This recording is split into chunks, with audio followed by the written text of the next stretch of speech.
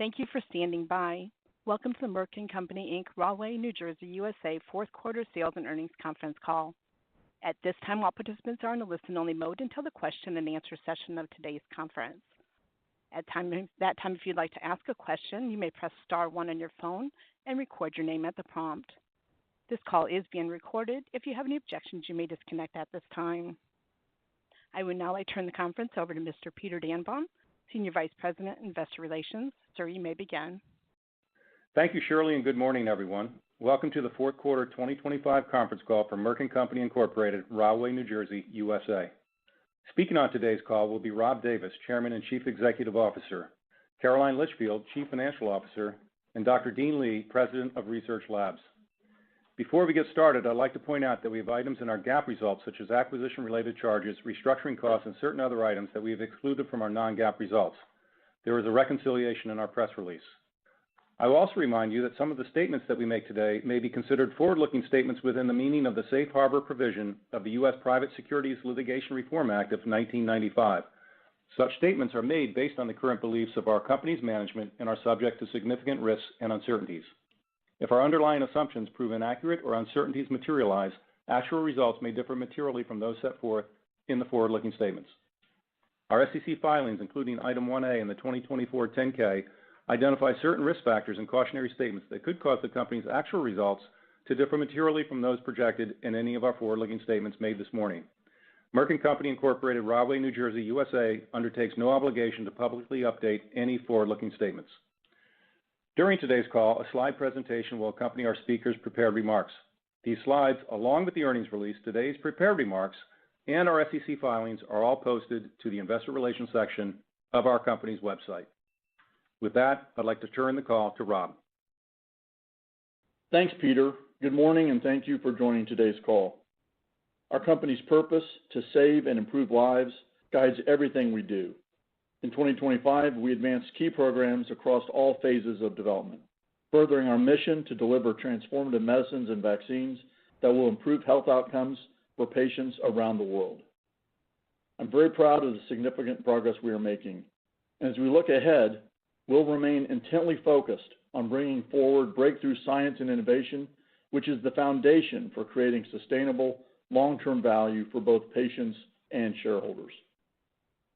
The transformation of our portfolio is well underway, and momentum is building as we continue to execute on our strategy. In 2025, our business benefited from successful new product launches, the advancement of important clinical programs, and the expansion of our respiratory and infectious disease portfolios through the acquisitions of Verona Pharma and Cidara Therapeutics. As a result of this progress, we now have line of sight to over $70 billion of potential commercial opportunity by the mid-2030s, $20 billion more than just a year ago, and more than double consensus 2028 peak Keytruda revenue of $35 billion. While we still have more to do, this meaningful progress further bolsters my already high confidence in our ability to deliver sustainable growth post the Keytruda LOE period. Now, turning to our results and initial outlook for 2026. Growth in 2025 reflects demand for our innovative portfolio, including for Keytruda, which continues to benefit more patients with cancer globally, increasing contributions from new launches in cardiometabolic and respiratory, as well as vaccines, and strong performance of animal health. We're well positioned to achieve commercial success across key products in 2026 while we make important investments behind our new product launches and expanded pipeline, which Caroline will speak to momentarily. Our research colleagues continue to achieve remarkable progress across our broad and deep pipeline. Focusing on a few key events from the fourth quarter, in cardiometabolic and respiratory, at AHA, we presented phase 3 results for enlicitide that underscore the practice-changing potential of an oral PCSK9 inhibitor. Cardiovascular disease is the leading cause of death globally, and we look forward to bringing a potential new option to help address the CV epidemic. For Winrevair, we announced phase 2 top-line findings from the Cadence trial that are supportive of its continued development in a different type of pulmonary hypertension. And building on recent momentum in HIV, we shared positive top-line results for islatravir in combination with doravirine for treatment-naive adults living with HIV. Finally, we're pleased that both enlicitide and sac-TMT, our investigational TROP2-directed antibody-drug conjugate, were granted Commissioner's National Priority Vouchers by the FDA, which may expedite review of these important investigational candidates after applications are filed. We recently completed the acquisition of Cidara, which complements our portfolio and builds on our long legacy in combating infectious diseases. MK1406, formerly CD388, is a potentially first-in-class, long-acting antiviral candidate designed to help prevent influenza infection in individuals at higher risk of developing serious complications. There is a substantial unmet need for influenza prevention in a large at-risk population, and Phase 2 results were very promising. We believe MK1406 has greater than $5 billion in revenue potential and can be a meaningful driver of growth later this decade and through the next. We're excited to welcome the Cidara team to our company and look forward to advancing this novel preventative antiviral agent. Today, our business is anchored by an important set of commercial products that address critical unmet needs. We're also executing on the transformation of our portfolio with initial launches from over 20 potential new growth drivers that have the promise to advance the practice of medicine and change patient lives. 10 of these programs could be substantially clinically de-risked over the next 2 years and represent the majority of our $70 billion of non-risk adjusted commercial opportunity by the mid-2030s. And our long-term outlook is further bolstered by the strong growth we expect in our animal health business, by the many early phase programs that will enter Phase 2 in the near term, and through additional potential science-led, disciplined, and value-enhancing business development. We're entering a particularly robust period of first-time Phase 3 data readouts from novel candidates. In 2026, these include islatravir combined with lenacapavir, potentially the first once-weekly oral treatment regimen for people living with HIV. MK3000, potentially the first new mechanism of action in 2 decades for patients with certain retinal diseases. And tulisokibart, where we expect to see Phase 3 results in ulcerative colitis, as well as Phase 2 data in other autoimmune diseases.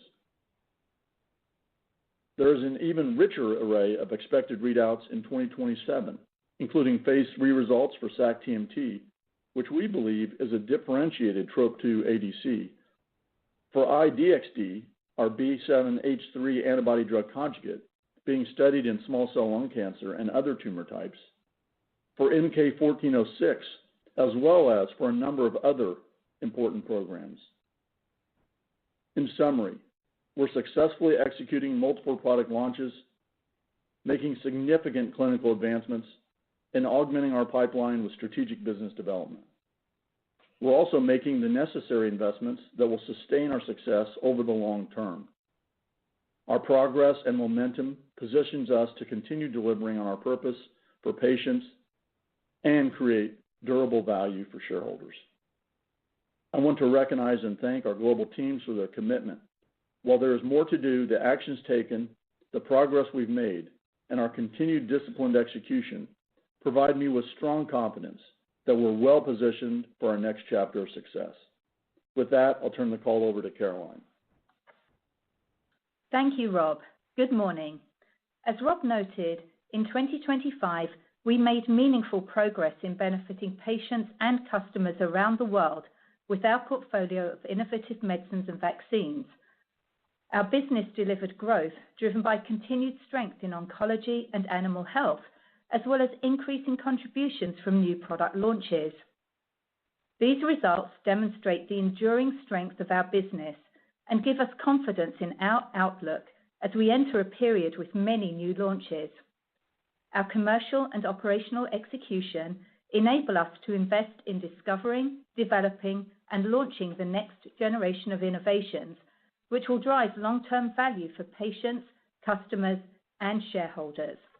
Now turning to our fourth quarter results. Total company revenues was $16.4 billion, an increase of 5%, or 4% excluding the impact of foreign exchange. The following revenue comments will be on an ex-exchange basis. In oncology, sales of the Keytruda family of products, which includes Keytruda and Keytruda QLEX, increased 5% to $8.4 billion, with global growth driven by robust uptake in earlier stage cancers and strong demand from metastatic indications. Utilization in tumors that primarily affect women, including breast, cervical, and endometrial cancers, continues to be a key contributor to growth. In addition, we saw increased use of Keytruda in combination with Padcev in locally advanced or metastatic urothelial cancer. In the U.S., growth was negatively impacted by approximately $200 million due to the timing of purchases. We are pleased with the positive provider feedback following the recent launch of Keytruda QLEX. As expected, sales in the quarter were $35 million.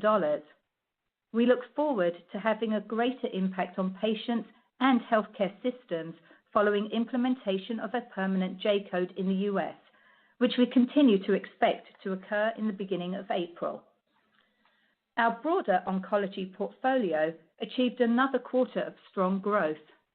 Notably, Welireg sales increased 37% to $220 million, predominantly driven by increased use in certain patients with previously treated advanced renal cell carcinoma in the U.S., as well as continued uptake from ongoing launches in certain international markets.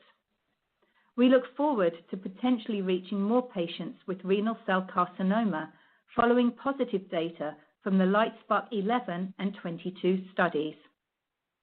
In vaccines, Gardasil sales were $1 billion, a decrease of 35%, driven by lower demand in China and Japan.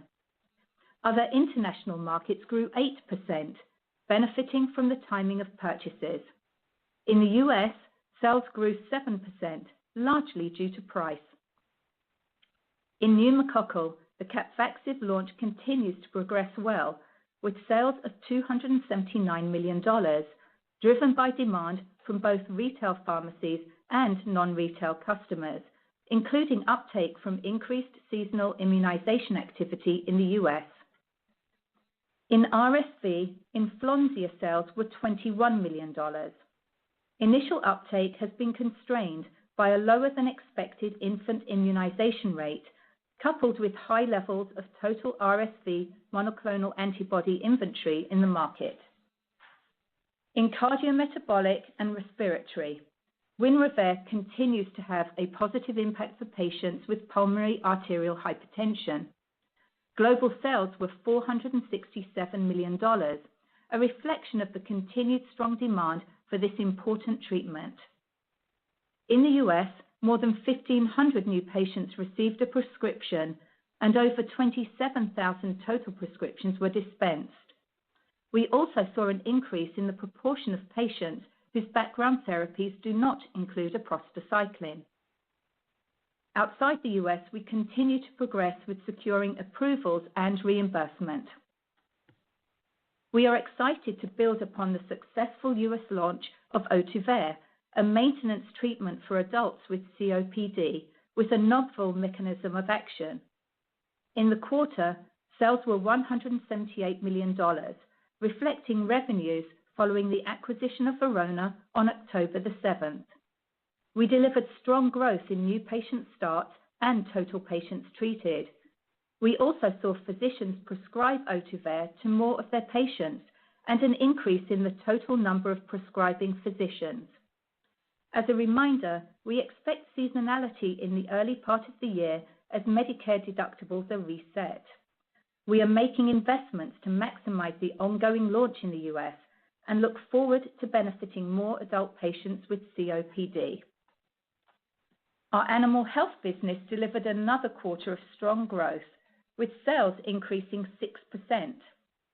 Livestock sales grew 9%, driven by higher demand across all species. Companion animal sales were flat, as growth from new product launches was offset by a reduction in vet visits. I will now walk you through the remainder of our P&L, and my comments will be on a non-GAAP basis. Gross margin was 79.7%, a decrease of 1.1 percentage points due to higher inventory reserves, partially offset by favorable product mix. Operating expenses decreased to $6.8 billion. A charge of $150 million related to an agreement with Dr. Falk Pharma to acquire sole global rights to MK-8690 was lower than the $700 million in business development charges a year ago. Excluding these charges, operating expenses were flat, reflecting an increase in investment in support of our innovative pipeline and key growth drivers, offset by the benefits of our multi-year optimization initiative.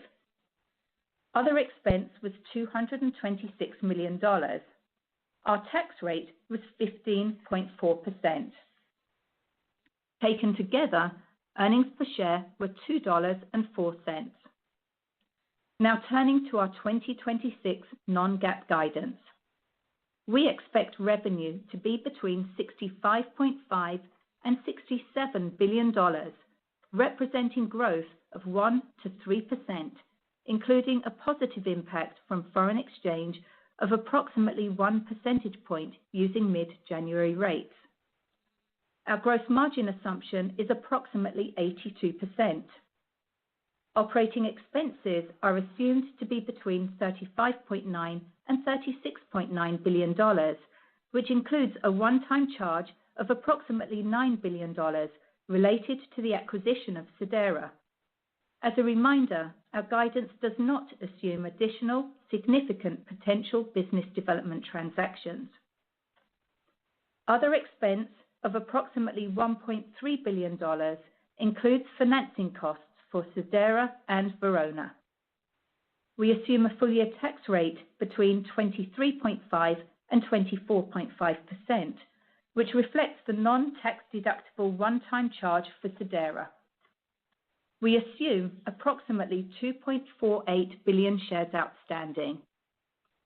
Taken together, we expect EPS of $5 to $5.15, with a midpoint of $5.08, including a positive impact from foreign exchange of approximately 10 cents using mid-January rates. Excluding approximately $3.65 per share related to the upfront charge for the acquisition of Sedera, as well as 30 cents per share of ongoing costs to advance MK-1406 and finance the transaction, our midpoint would be $9.03. As you consider your models, there are a few items to keep in mind. We expect to deliver growth in 2026 driven by increasing contributions from our new launches, as well as continued strength in oncology and animal health, despite a headwind of approximately $2.5 billion from generic competition, IRA price setting, and the restructured agreement for Koselugo. Generic competition primarily impacts the Januvia family of products, Bridion, and Deficit. We also expect significantly lower sales of Lagevrio due to continued soft demand. Now turning to capital allocation, where our strategy remains unchanged. We will prioritize investments in our business to drive near and long-term growth, including new product launches and our robust pipeline. We remain committed to the dividend with the goal of increasing it over time. Business development remains a high priority. We are well positioned to pursue additional transactions when science and value align. Our guidance assumes approximately $3 billion of share repurchases, and we remain committed to not having excess cash build on the balance sheet. To conclude, we enter 2026 with confidence in the outlook for our business, driven by global demand for our innovative medicines and vaccines, including the exciting progress of our many launches and upcoming clinical milestones from our promising pipeline. we maintain our long-standing commitment to bringing forward medically significant innovations that will enable us to deliver value to patients, customers, and shareholders well into the future. With that, I'd now like to turn the call over to Dean. Thank you, Caroline. Good morning, everyone. Progress continues across programs spanning multiple therapeutic areas. Today, I will provide updates across cardiometabolic and respiratory, infectious disease, and oncology programs, then conclude with a summary of highlights from 2025 and upcoming milestones for this year. Starting with advancements across our cardiometabolic and respiratory pipeline and programs. Enlicitide, our investigational oral PCSK9 inhibitor, has been designed to deliver antibody-like efficacy while offering a simple, once-daily oral treatment option with the potential to help address the CV epidemic. Data from 2 phase 3 studies evaluating enlicitide for the treatment of adults with elevated LDL cholesterol were presented at the American Heart Association Scientific Sessions in November.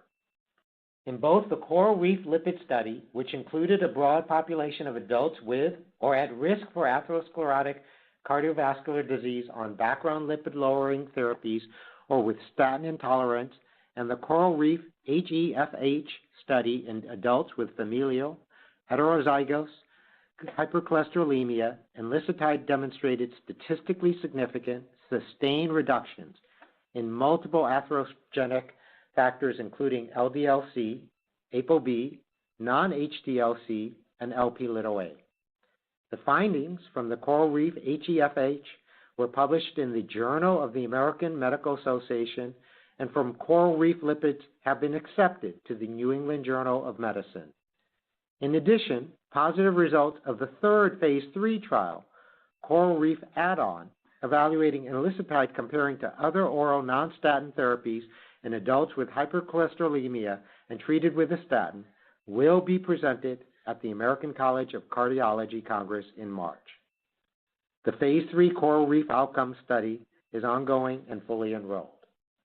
For Winrevair, we continue to make progress on our global regulatory strategy.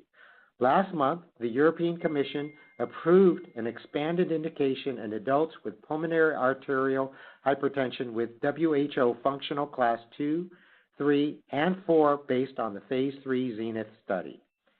We are continuing to evaluate Winrevair in an additional indication associated with progressive vascular remodeling and resistance.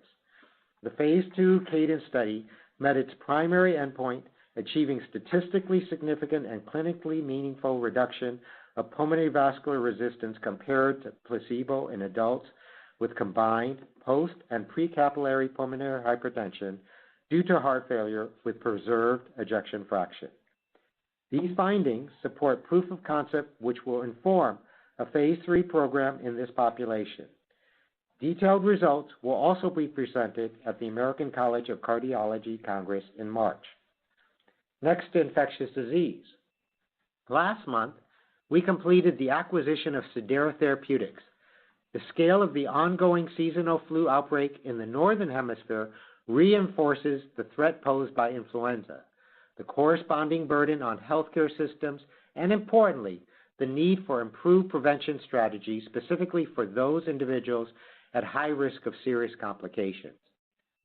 The phase 3 Anchor study evaluating MK1406, a potentially first-in-class, long-acting, preventative, strain-agnostic antiviral with a differentiated mechanism of action, completed enrollment in November in the Northern Hemisphere.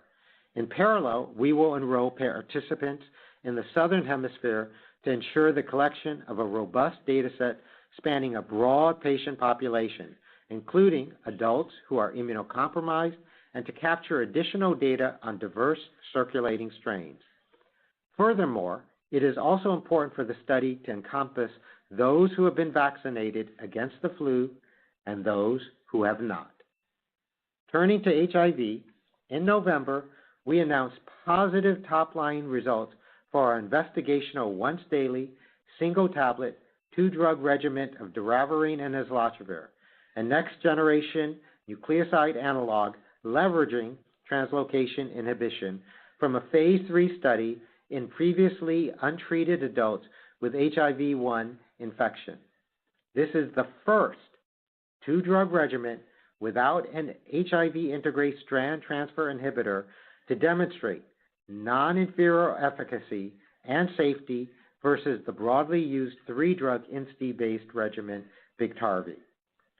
Based on its potent antiviral properties and barrier to resistance, it is our ambition that islatravir will serve as a novel anchor medicine across multiple two-drug treatment regimens, providing new daily and weekly options for people living with HIV. Detailed results will be presented at an upcoming medical congress. Moving to oncology, data continue to demonstrate Keytruda's impact in treating a wide spectrum of cancers. In bladder cancer, there were two recent notable developments. First, the FDA approved Keytruda and Keytruda QLEX, each in combination with Padcev, as neoadjuvant treatment and continued after cystectomy as adjuvant treatment for adults with muscle-invasive bladder cancer who are ineligible for cisplatin-containing chemotherapy based on the phase 3 Keynote 905 trial. This is the first PD-1 inhibitor plus antibody-drug conjugate regimen approved for this population. Second, we announced positive top-line results from the phase 3 Keynote B15 study. The combination of Keytruda plus Padcev given as neoadjuvant and adjuvant treatment demonstrated statistically significant and clinically meaningful improvements in event-free survival, overall survival, and pathologic complete response rates versus neoadjuvant chemotherapy and surgery. This is the first and only perioperative immunotherapy plus ADC regimen shown to extend survival for cisplatin-eligible patients with muscle-invasive bladder cancer. Detailed results will be presented later this month at the ASCO Genitourinary Cancer Symposium. Together, these regimens have the potential to offer patients with muscle-invasive bladder cancer who are either eligible or ineligible for cisplatin chemotherapy, a Keytruda-based option. 3 additional phase 3 studies are ongoing evaluating Keytruda across different stages of bladder cancer, including Keynote 992, Keynote 866, and Keynote 676. In collaboration with Moderna, we recently announced 5-year follow-up data for the phase 2b Keynote 942 study evaluating intismeran autogene, an individualized neoantigen therapy candidate in combination with Keytruda in patients with high-risk stage 3 or 4 melanoma following complete resection. In the follow-up analysis, the study demonstrated a sustained improvement in recurrence-free survival with a 49% reduction in the risk of recurrence or death compared to Keytruda alone, building on the previously announced primary and 3-year analyses from the trial. The phase 3 INTERPATH 001 trial in adjuvant melanoma is ongoing and fully enrolled. In November, the European Commission approved a subcutaneous injection of pembrolizumab and berahyaluronidase alpha, marketed in the EU as Keytruda SC, for use in all 33 Keytruda indications for adult patients. It is the first and only subcutaneous immune checkpoint inhibitor in Europe that can be administered in 1 minute every 3 weeks or in 2 minutes every 6 weeks. The availability of more rapid subcutaneous pembrolizumab administration is being integrated into our clinical development programs. Candlelit 007, a phase 3 study evaluating Sotorasib, an investigational oral selective KRAS G12C inhibitor in combination with Keytruda QLEX for the first-line treatment of patients with KRAS G12C mutant advanced or metastatic non-squamous non-small cell lung cancer. In December, at the American Society of Hematology annual meeting, we highlighted progress across our hematology pipeline with positive data spanning multiple candidates, including MK-1045, an investigational CD19, CD3 T-cell engager in adults with relapsed or refractory B-cell acute lymphoblastic leukemia. Nemtabrutinib, an investigational non-covalent BTK inhibitor in patients with chronic lymphocytic leukemia or small lymphocytic lymphoma, and bomedemstat, an investigational LSD1 inhibitor in patients with polycythemia vera who were resistant or intolerant to cytoreductive therapy. In addition, there are 2 ongoing phase 3 studies evaluating bomedemstat in essential thrombocythemia, an orphan disease. 2025 was marked by significant pipeline progress, including positive data announced from 18 phase 3 trials and the initiation of 21 phase 3 trials spanning cardiometabolic and respiratory, immunology, infectious disease, oncology, and ophthalmology. We also secured regulatory approvals across therapeutic areas, including in oncology, Keytruda QLEX, and additional Keytruda-based regimens, including in patients with cisplatin-ineligible MIBC and locally advanced head and neck squamous cell carcinoma. In infectious disease, influenza, our long-acting monoclonal antibody for the prevention of respiratory syncytial virus, lower respiratory tract disease in infants born during or entering their first RSV season. And in cardiovascular, the label update for Winrevair in PAH. Finally, we continue to deliver on our one pipeline strategy by leveraging our clinical expertise and robust business development capabilities. The acquisition of Verona Pharma and Sedera Therapeutics further strengthen our pipeline and bring forward promising candidates with the potential to serve areas of significant unmet patient need. Building on our momentum in 2025, we anticipate a series of milestones across multiple therapeutic areas in the coming months, including in oncology, the February 20th PDUFA date for certain patients with platinum-resistant recurrent ovarian cancer based on the Keynote B96 trial. Presentation of detailed findings at ASCO GU for Welireg, our first-in-class oral HIF-2 alpha inhibitor across adjuvant and certain types of advanced renal cell carcinoma based on the phase 3 LIGHTSPARK 11 and 22 trials, and for Keynote B15 in cisplatin-eligible patients with MIBC. In HIV, the April 28th PDUFA date for doravirine and islatravir, a once-daily oral 2-drug treatment regimen, and top-line data from the phase 3 ISLAND 1 and 2 trials evaluating islatravir and lenacapavir as a once-weekly oral 2-drug treatment regimen in collaboration with Gilead.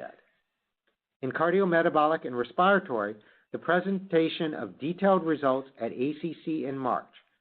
For Winrevair, from the phase 2 CADENCE study in a subset of pulmonary hypertension due to left heart disease. And for enlicitide, from the phase 3 Coral Reef add-on trial.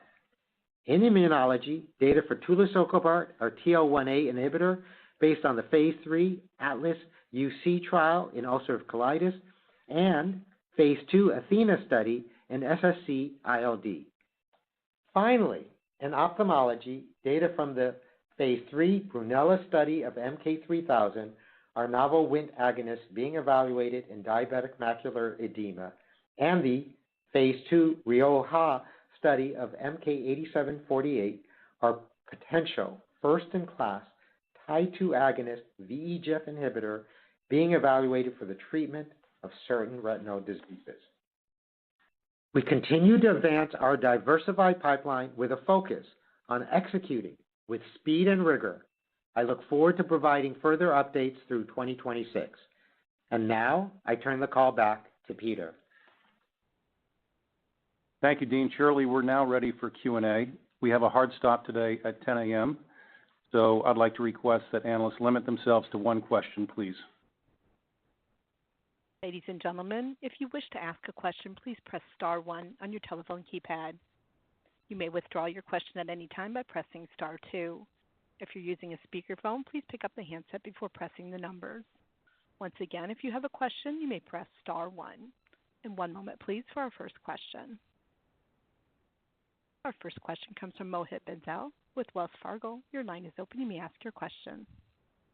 Great. Thank you very much for taking my question, and congrats on all the pipeline progress. maybe if you can double-click on the CD388 asset and potential for interim here.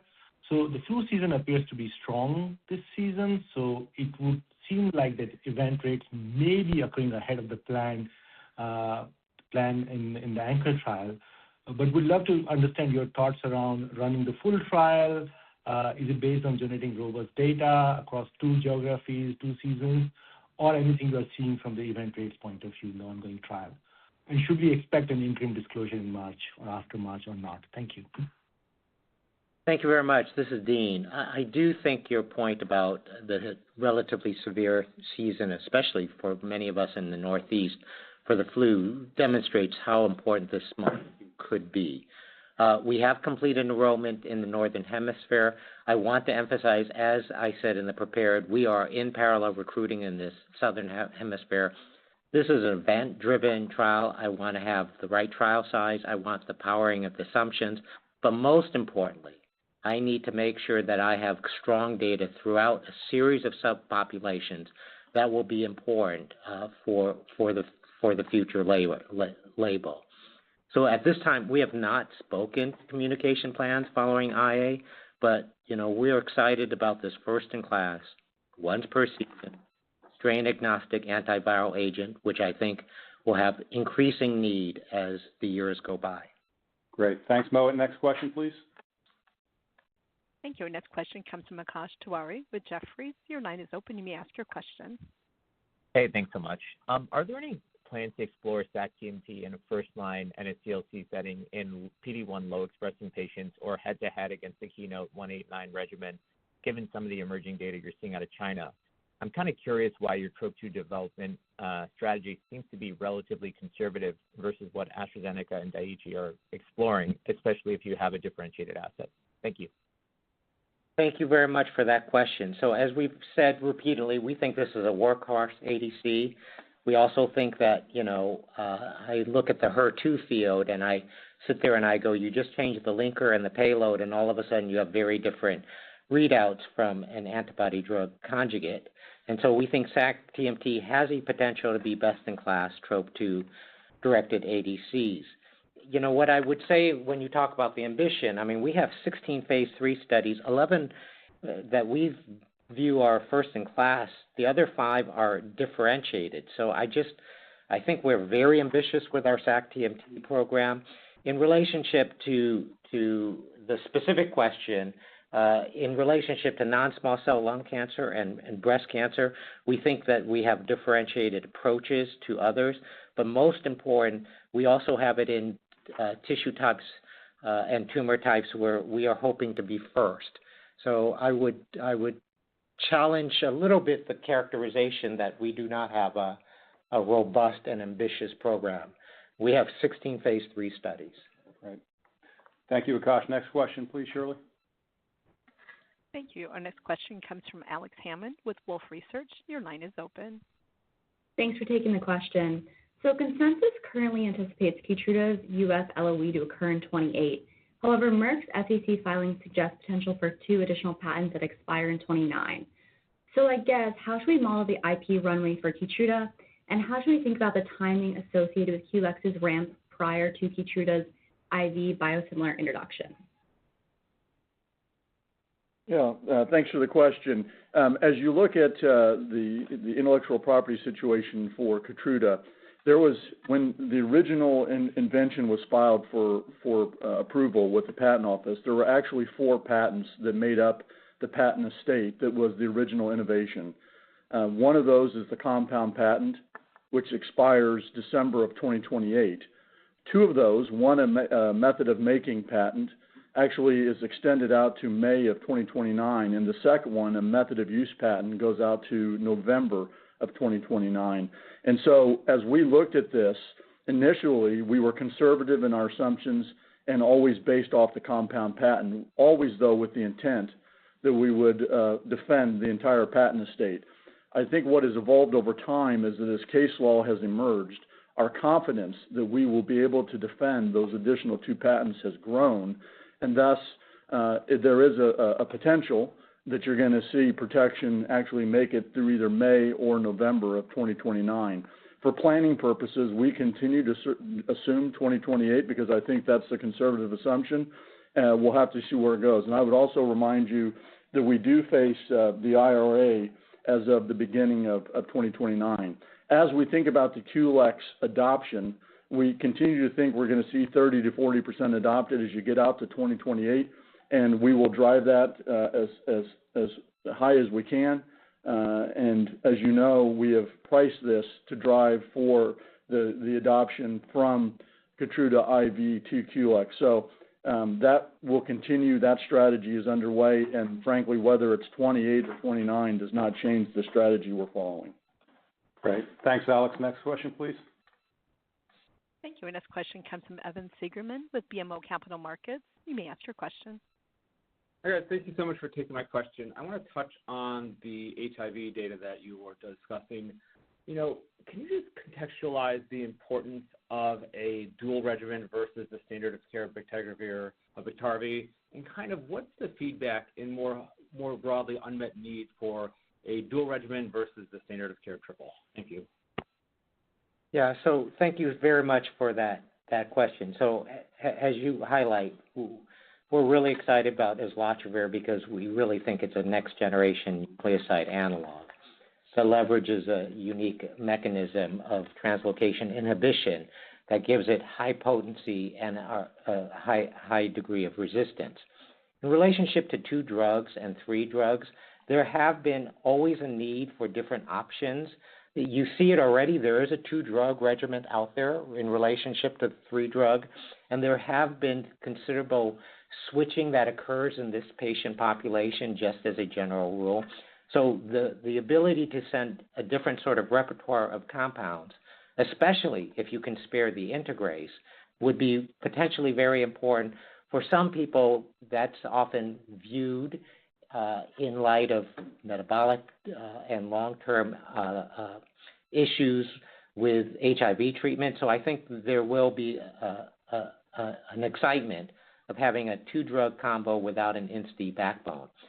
Equally important, I just want to make sure, is we're driving a 2-drug regimen for the first Q-weekly offering. And we have one with our partners Gilead, and we have another one with ularithrine. So I think all of those, that 2-drug for daily, but also that 2-drug for weekly, is something. There's no weekly 3-drug or 2-drug. So we think there will be an important opportunity for patients to experience a Q-weekly option. And finally, we have a Q-monthly PrEP or PrEP. There is no other Q-monthly oral PrEP. Although it's not islatravir, it's a related compound, which is MK-8527. Great. Thanks, Evan. Next question, please, Shirley. Thank you. Our next question comes from Steve Scala with TD Cowen. You may ask your question. Thanks so much. A bigger picture question for Rob, but in 2025, Merck achieved the sales guidance it provided to start the year, and you dealt with the Gardasil pressures all year long. But in any year for any company, there will be some challenges, so this is likely to be more the rule rather than the exception. And Merck has some growth products too. So in what might be a typical year, Merck grew minimally, and in 2026, you are again looking for minimal top-line growth, with the Keytruda LOE still a couple years off. So the question is this what we should expect from Merck going forward? A company that grows modestly in good times and significantly pressured in less good times? Or can Merck achieve sustainable, strong sales growth in the decade ahead despite what will be inevitable challenges? Thank you. Yeah, no, Steve, I appreciate the question. I would just reemphasize as we look forward, and I think what you're hearing in our confidence and why we think over time we will be a strong growing company. So I'm not sure I agree with your characterization that we will be a modest growing company in every year or less depending on what happens. That's, I think, taking 1 year out of context. But if you look over the longer term, that $70 billion we have of potential is significant when you think that is, as you look at it, it's more than double what Keytruda will be at its consensus peak in 28 of $35 billion. and importantly, $20 billion higher than where we were, and driven by probably the broadest and widest pipeline we've had in years. So our belief in our ability to have sustainable growth once we get post the LOE is as high as it's ever been, and we're not done. We have early stage pipeline assets that we believe will be reading out in the next 2 years, and will allow us to continue to bring some of those assets into this period, plus additional business development. And as you know, none of this includes the animal health business, which we expect to more than double out to the mid-2030s, as well as the base of Keytruda over time. So I think that's important to understand. And the other thing I'd highlight, of the $70 billion, we're going to de-risk substantially all of that by the time we get to the end of 2027. So you'll know the portfolio that's going to drive our growth into the next decade by the time you get out to 2027. And that's, I think, also important as people start to want clarity on the long-term future. The last thing I would just add, if you look at 2025 as an example, what we saw in the quarter is really a strong growth profile. And as you look forward, if you adjust for the LOE period we had that we've noted with Januvia, with Dificid, with Bridion, plus Lagevrio and Koselugo, we actually are giving guidance of growth in, I think, the 4 to 7% or roughly 5 to 8% range over time, which actually is pretty strong growth. And, I think that is more the focus. What is the sustainable strategic growth of those assets long term, not what are the one-time non-strategic LOEs we're facing this year. Great. Thanks, Steve. Next question, please. Thank you. Our next question comes from James Shin with Deutsche Bank. Your line is open. You may ask your question. Good morning. Thank you for the question. One for Dean. On Cadence's ACA presentation, can you help level set what we should and should not expect to learn? Also, any color on which potential endpoints may be explored in the phase 3 for CPC-PH due to HFpEF? Thank you. You broke up for a little bit there, so I'll hope that I answer your questions. I think we'll provide the data from that phase 2. There's a primary endpoint, but there's also important secondary endpoints that will also be provided. In relationship to what you've just asked in terms of a future phase 3 that we've discussed, we're in the middle of those discussions with the FDA. And I think, just as a general sort of statement, generally, we'll have to think about things like functional activity. You often have clinical events that will be important. There'll be biomarkers, but it will be very important to align with the FDA because in this patient population, which should be an orphan indication patient population, we'll have to level set as to how one thinks about the outcomes and the primary, secondary endpoints. But we're eager to provide that data at ACC, and we're continuing to have discussions with the FDA as we define essentially a new population that we're going to target with this drug. And so some of the questions you had in terms of the endpoints are things that are important discussions right now. Great. Thanks, James. Next question, please. Thank you. Our next question comes from Carter Gould with Cantor. Your line is open. You may ask your question. Great. Good morning. Thanks for taking the questions. Another one for Dean. I recognize on your TL1A, the near-term focus is on Atlas UC. At the same time, we're seeing the entrenched IL-23 players step up sort of all sorts of combinations and as well as multi-specifics rapidly intensify their efforts with pretty sizable partnerships. So again, recognizing Atlas UC is a near-term focus, but how does Merck think about the importance and speed it may need to pursue combinations on the back of those data later this year? Thank you. Yeah, so, I love your question. Just so that we all level set. Essentially in this field, TNF and IL-23 has dominated, and the big question is whether there's a third node or a third class, which is TL1A. And our ambition is to be the first and best-in-class TL1A. We're studying it in 6 diseases, but as you highlight, it is the ulcerative colitis and the Crohn's disease that's coming up very quickly. If those are successful, like in every immunology indication, the question will become patient populations, other diseases, but then people will start talking about combinability. They'll talk about combinability in terms of two separate antibodies. They'll talk about bispecifics, and increasingly they'll talk about orals. And I can assure you that concept of we intend to be first and best, but also that we have a robust plan for being next is well in line. But that's probably something that I don't want to say on a public call at this time. Thank you, Carter. Next question, please. Thank you. Our next question comes from Jeff Meacham with Citi. You may ask your question. Hey, guys. Morning, and thanks for the question. Another one on Winrevair. So you're about to hit 2 years on the market. Can you guys speak to trends on duration of therapy or maybe real-world safety tolerability, and if anything is different, versus phase 3? And then beyond cadence, how are you guys thinking about related pulmonology indications, just where the mechanism may have an impact? Thank you. So I'll start. There were a lot of questions from a scientific standpoint, but I just want to emphasize that Winrevair is reshaping the standard of care in PAH. It's doing it because it is a differentiated pathway and a molecule. All the other drugs, you would look this and you would say they're classic vasodilators. This is a drug that gets to the underlying biology through the genetics. And the way that I would actually begin to think about Winrevair and what Winrevair may be doing to right heart failure and PAH is similar to what Merck showed for ACE inhibitors back in the day in relationship to left heart failure. So when you ask me that question, I'm sitting there like, I think we are already reshaping the standard of care. I would imagine guidelines will be coming out and will be shaped by that clinical data.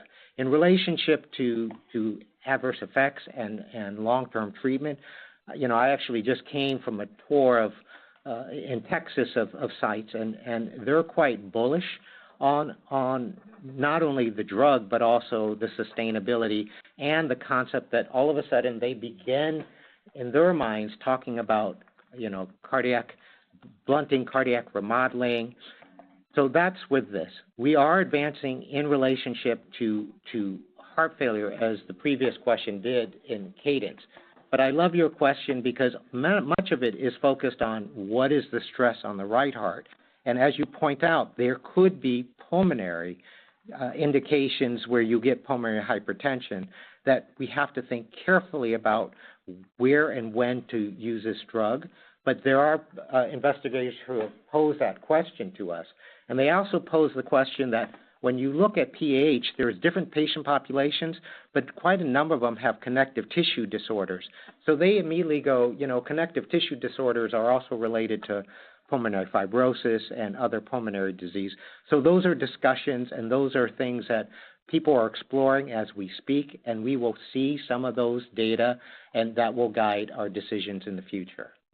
And maybe, Jeff, I would just add, if you look at where we are to date, and just to give you a sense of the breadth, we have over 110,000 prescriptions which have been dispensed. There's now over 9,100 patients who have started therapy. And if you look, our overall compliance continues to be quite high. We are seeing a slow increasing of the rates of discontinuation, but frankly, it's generally in line with what, or slightly better than what we're seeing with other PAH products. And so we feel good about where that is. And then on the safety side, we continue to be very confident in the safety profile, and it's consistent with label. And I'd also point out now, as you've seen across what we've reported with Hyperion as well as with Zenith, and then looking back at Stellar, and then what we've also brought forward is some of the long-term data from Soteria. Across all of those, the safety profile is very consistent. And so we feel very good about where we are with compliance, where we are with safety. Everything's tracking as you would expect. Great. Thanks, Jeff. Next question, please. Thank you. Our next question comes from Umer Raffat with Evercore. Your line is open. You may ask your question. Morning, guys. Thanks for taking my question. Rob, I'm trying to balance today the fact that you're laying out a $70 billion non-risk adjusted revenue opportunity for the current pipeline, as well as all the prior track record of sort of $5 billion revenue opportunities acquired for about $10 billion or under, versus the large deal that's been in the press lately. I'm just trying to balance it all. Yeah, Umar, I appreciate the question. Obviously we don't comment or speculate on market rumors. If you look at our BD strategy and where we are, I would start by just pointing to the fact that, as you highlight, with the $70 billion of commercial potential we've highlighted, and the fact that that's $20 billion better than where we were a year ago, I am very proud of the progress we're making, and it's why my confidence is so high. And obviously, we still have more time to continue to do more, both in terms of advancing our early-stage pipeline, which we think can have impact in this area, as well as adding additional assets through BD, which we've indicated we are continuing to be very interested in doing. If you look at where we're focused, it's where we've always said, which is for opportunities where we see significant scientific advancement addressing an unmet need, aligned with our strategy, and importantly, where we see value creation. Where we see those things align, we move, but we've always done it with discipline. You've seen that across all the deals we've done, and we will continue to do so as we move forward. Obviously, looking in the area up to $15 billion is our sweet spot, but as we've also highlighted, for the right scientific deal, we'd go bigger, but using the same methods, the same discipline, the same approach we've used across everything we've done to date. Great. Thanks, Umar. Next question, please.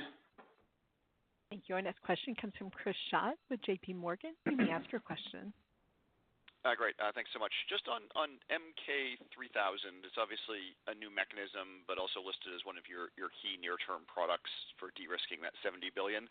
Can you just help set the stage a little bit in terms of what gives you such confidence in this asset and how large of an opportunity you see, assuming we get some positive data this year? Thank you. I'll let others speak about how big the opportunity is, but diabetic macular edema and wet age related AMD and DME are really important indications and have important molecules out there. They are all based on vascular endothelial growth factor. This is the first pathway that is based on the genetics of vascular stability in the eye, and we have the first agonistic antibody towards that. So we're really interested in seeing whether this mechanism will work, because it will be the first non-vascular endothelial growth factor that's going to be driving to the indications of age-related macular degeneration and diabetic macular edema. Just historically, up to 40% individuals have suboptimal response to VEGFs. We think that that's an important opportunity for us, but I also want to just make sure that people recognize that even in patients who have responses to vascular endothelial growth factor, MK3000 could also be part of the repertoire with which they're treated as well. And maybe just to add, Chris, to some thoughts here on market potential. As you know, if you look at what you see with diabetic macular edema, there is about 1.6 million people with DME today in the United States. It's the leading cause of vision loss due to diabetes. And I'd add, you've got, with wet AMD, an additional 1.5 million patients in the United States. So if you look across the total of that market, that's about a $15 billion market. And as Dean just pointed out, 30 to 40% of patients are only partially or not responsive at all to anti-VEGF therapy. So the opportunity to bring a new mechanism into this space is quite meaningful. And the only thing I'd add is, while you're speaking about MK3000 in DME now, we are also studying it in wet AMD and RVO, and importantly, we have MK8748, which is the novel bispecific antibody that agonizes Tie2 while inhibiting VEGF. We're very excited about that. It's really the combination of both of those assets that why we believe this is a greater than $5 billion opportunity as we look forward, and I would say it's probably one of the more underappreciated areas, I think, from the street and what this really can be. Great. Thanks, Chris. We're going to try and squeeze in one more question, please, Shirley. Thank you. Our question comes from Daina Graybosch with Leerink Partners. Your line is open. Hi. Thanks for the question. I'll finish with a SAC-TMT one. I wonder if you could update us on your biomarker strategy, given a TROP2 ADC competitor recently announced they're changing some primary endpoints of phase 3s to narrow on TROP2 expressors? I know you guys are cooking something, and will we see that in any of the phase 3s? Yeah, I'll just kind of answer the question the way that I answered it a few years ago, which is we think that sac-TMT has an ability to be best in class, but it's also important to put it in the right tumor types and to have the right strategy for in those tumor types. There will be tumor types where we do not believe that a biomarker will be needed, but we also believe that there are places where that biomarker will be needed, especially if you look at how good the comparator you have to go against. So a lot of it is context dependent on the tumor, but also what other treatments are there and how high of a bar you have to beat that comparator. Great. Thank you, Dana. And thank you all for your time and attention this morning. If you have any follow-ups, please reach out to the IR team. Take care. Thank you. This concludes today's conference. We thank you for your participation. At this time, you may disconnect your lines.